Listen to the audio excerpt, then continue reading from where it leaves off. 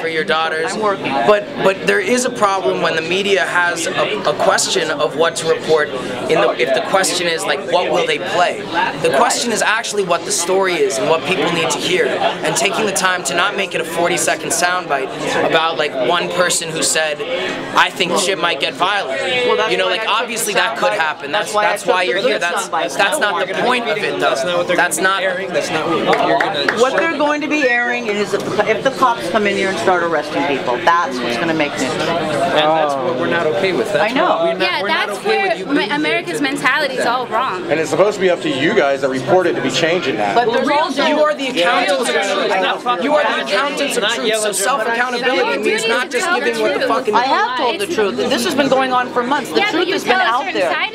No, yesterday I worked with the unions and I told the truth from the. I am in the union. You know, I am in the union. I interviewed people in the union. I'm totally in support of working people in the union. That story's out there too. I'm just saying right now, right here, in this place. Of course I am. Of course I am. I hope so. If somebody doesn't have a home. Yeah, a lot of reporters are the same thing. When they can push the story out, they do.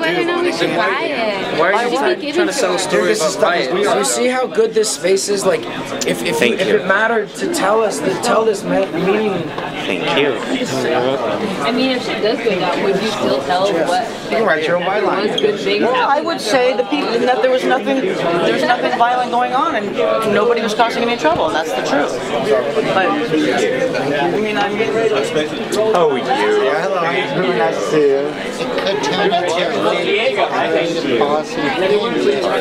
There's an extreme peace story happening in East. Radical peace. There's a radical peace story going on. Catch it now before you're in the wake. You're in the froth.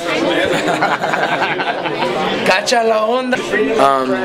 Basically, there was a short conversation that continued. It started as a natural interview where she was choosing who was speaking, and it was one person. And then I didn't actually get the name of the girl who is from France, and she's living homeless and was really just representing why this space matters to her and how, like, if the media is just here to, and then the crazy thing will happen, which was her saying that she's only here for when the riot happens or if they come in and arrest, and it was the most like disappointing. It's like if the media is only here if something is bad happens, something noteworthy, like what they're actually here to do is tell our stories, tell the truth of why we've assembled here and why there are people honking when they pass by on the streets, and like how beautiful this is, you know, like. And then it's not a one-way street, you know, like the young girl said the problem is that there's no accountability, there's no self-accountability to you telling the story, because she says that she, being the journalist, says that nothing matters except what her station wants from her, as opposed to what story she's discovered that is actually taking place. I don't know, I'm a film student as well, yeah. So like I think the power of the media is like, it's our one like free press is, it's free, but it's not.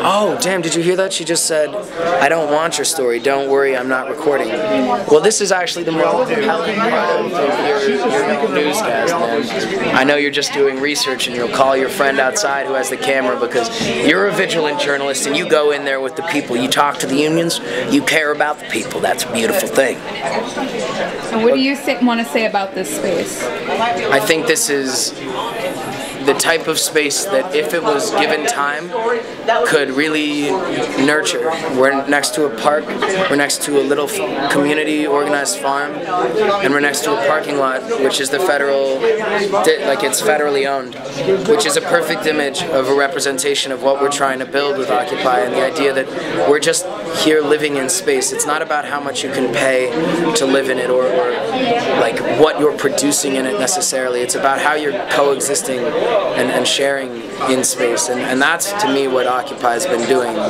When you walk down the street and you actually can talk to somebody about the things that matter. And then finally you have the occupation, which is the time when we should be able to like blossom. And if they cut it down and it's springtime, we haven't even had a summer together, you know? It's springtime, and if we can stay, we can do beautiful things. Are you staying in this space? I'm gonna stay tonight, yeah. I can't leave.